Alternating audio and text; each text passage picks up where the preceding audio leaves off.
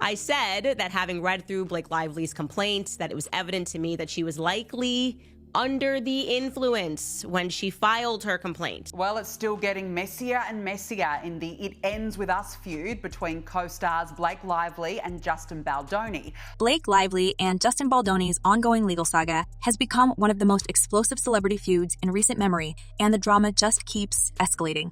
From allegations of harassment to claims of retaliation and smear campaigns, this story has everything. Power struggles on set, secret texts, public fallout, and a Hollywood courtroom showdown that feels like it's ripped straight from a movie script. But how did we get here? Let's dive into the tangled mess of accusations, counterclaims, and behind-the-scenes chaos that started on the set of It Ends With Us and has now spilled into the public eye with no signs of slowing down. So I'm just going to very quickly, before I give you all of the tea that I got over the weekend, I'm going to go over the biggest revelations from the filing. It all began back in December when Blake Lively dropped a bombshell lawsuit accusing her It Ends With Us co-star and director Justin Baldoni of creating a hostile work environment. She alleged that Baldoni not only harassed her, but also orchestrated a calculated campaign to ruin her reputation when she tried to speak out. This wasn't just any workplace squabble. Baldoni wasn't your average coworker. As both the director and one of the producers through his company, Wayfarer Studios, Baldoni held significant power on set. That imbalance of authority made Lively's allegations even more chilling. The actress didn't hold back, describing incidents that she said left her feeling degraded and uncomfortable, including one particularly eyebrow-raising claim about Baldoni improvising physical interactions during a scene without her consent. And that was just the tip of the iceberg. You're not kidding when you say this is getting messier. The author of that book deleting her Instagram account, another who plays Baldoni's sister in the film, being harassed online. But if you thought Baldoni was going to quietly fade into the background after these accusations, think again. He came out swinging, denying everything and filing a massive lawsuit of his own. His counterclaim accused Lively, her husband Ryan Reynolds, and even her publicist Leslie Sloan of concocting a scheme to destroy his career and seize control over the film. Baldoni painted himself as the victim, claiming that Lively used her star power and influence to manipulate the narrative and take charge of the project. According to him, her allegations weren't about seeking justice. They were a power grab, plain and simple. And just like that, the gloves were off. I believe that it's a continuation of the smear campaign that Blake initially claims happened while they were promoting the film. The public has been absolutely captivated by the drama, and it's easy to see why. The stakes are sky high. On one side, you have Blake Lively, America's golden girl, known for her charm, talent, and squeaky clean image. On the other, Justin Baldoni, who has built a reputation as a sensitive, socially conscious filmmaker. Their feud has shattered those images, with both parties trading accusations that seem to get uglier by the day. Adding fuel to the fire was Baldoni's decision to file a separate defamation lawsuit against The New York Times, accusing the publication of publishing cherry-picked details from Lively's initial complaint to paint him as a villain. If you're keeping score, that's lawsuits flying in every direction. And one of the most significant allegations in Baldoni's lawsuit is that Lively sought to gain control over the editing process of the film. But the latest twist has taken things to a whole new level. Lively recently filed an amended complaint, and it's making waves in Hollywood. In this new filing, she claims she wasn't the only one on set who felt uncomfortable around Baldoni. Two other actresses, whose identities remain protected for now, have allegedly come forward to share their own experiences. According to Lively, these women confided in her during filming, describing interactions with Baldoni that left them uneasy. And here's the kicker. They've reportedly agreed to testify in court. This revelation adds a whole new layer to the case, raising questions about whether Baldoni's behavior was part of a larger pattern on set. What's particularly striking about Lively's amended complaint is how detailed it is. She's not just making vague accusations. She's bringing receipts. The document is packed with text messages, emails, and other evidence she says backs up her claims. For instance, she references a conversation from May 2023 when she texted a mutual friend about the on-set atmosphere, describing Baldoni and another producer, Jamie Heath, as creep-like and saying she came home in tears after dealing with them. She also mentions multiple occasions where she raised concerns with Sony, the film's distributor, and even tried to file an HR complaint. However, according to Lively, she was told that Sony couldn't intervene because Baldoni and Heath's studio Wayfarer was in charge of the production. Essentially, she was told to take her complaints to the very people she was accusing of misconduct. Lively's team has denied all of these allegations. They have responded to this filing, this lawsuit, saying... And that's where things get even murkier. Lively alleges that Wayfarer not only ignored her concerns, but actively worked to discredit her. In her amended complaint, she claims that Baldoni and his team launched a sophisticated campaign to manipulate public perception, using crisis PR consultants, and even planting negative stories about her in the media. One particularly damning piece of evidence is a text conversation between members of Baldoni's PR team, where they allegedly discussed strategies to bury Lively. According to her, this wasn't just about damage control. It was a deliberate attempt to silence her and protect Baldoni's reputation at all costs. Now, I will say, it is also interesting that the defendants in this answer also admit that they sent text messages.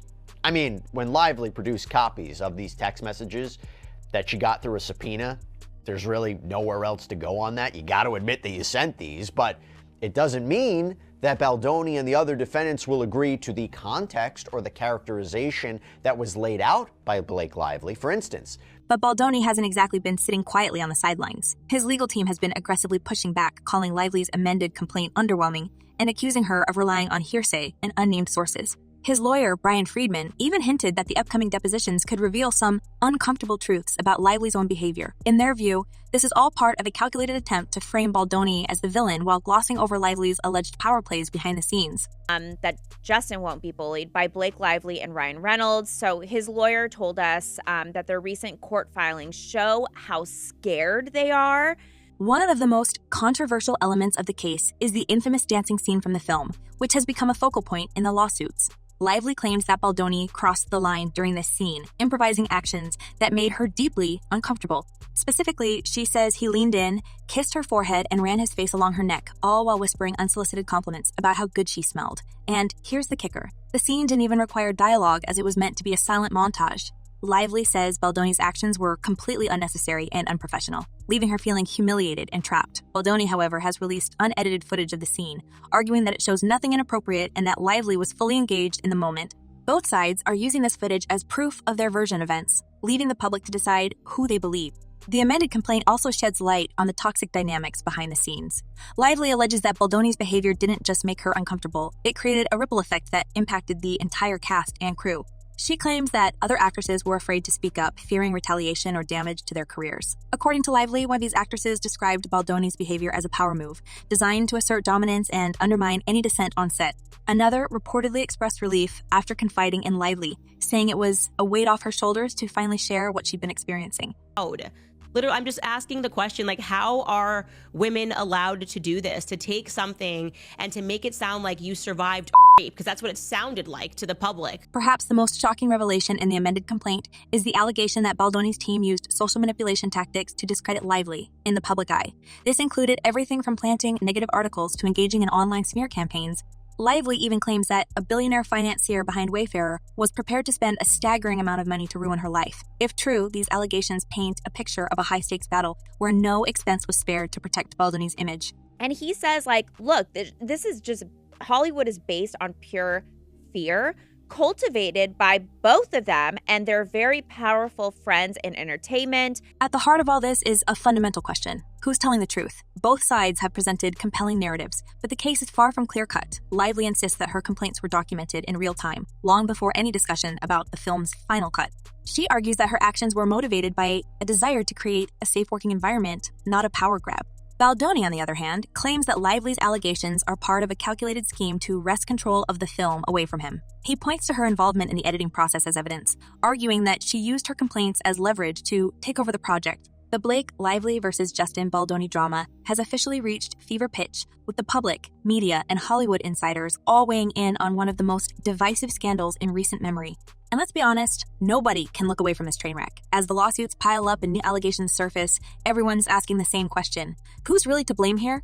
Is Blake the victim of a calculated campaign to silence her? Or is Justin the target of an elaborate setup designed to tear him down? The answer isn't clear, but what is clear is that this drama has taken on a life of its own, with both sides playing a high-stakes game of public perception. Wrong. They say Friedman may even be violating the New York rules of professional conduct for lawyers by doing all this. Quote, his conduct threatens to and will materially prejudice both the Lively case and the Wayfair case by tainting the jury pool because his statements are deliberately aimed at undermining the character, credibility, and reputation of numerous relevant parties. Let's talk about the public reaction because, wow, it has been intense. People are glued to every new development, dissecting every court filing, every leaked text, and every cleverly worded press statement.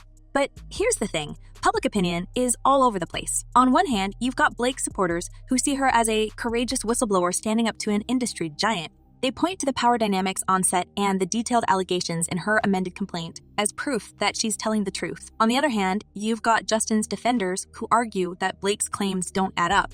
They see her as a Hollywood diva who's using the Me Too movement as a weapon to get what she wants. And then there's the group in the middle, the people who are just plain confused by the whole thing and don't know who to believe. And that also, they say, includes us responding in the public to the montage dancing video that we put out. Why?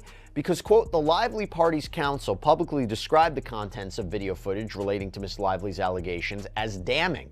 Their statement continued, any woman who's been inappropriately touched in the workplace will recognize Miss Lively's discomfort. Social media has been a battlefield, with fans and critics alike taking sides and turning the comment sections into a war zone. Hashtags like Team Blake and Team Justin have been trending, and every new piece of evidence sparks a fresh wave of arguments. For example, when Justin released the unedited footage of that controversial dancing scene, his supporters were quick to claim it as a victory, saying it proved he did nothing wrong.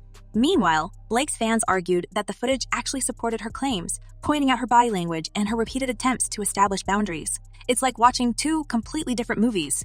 Everyone sees what they want to see.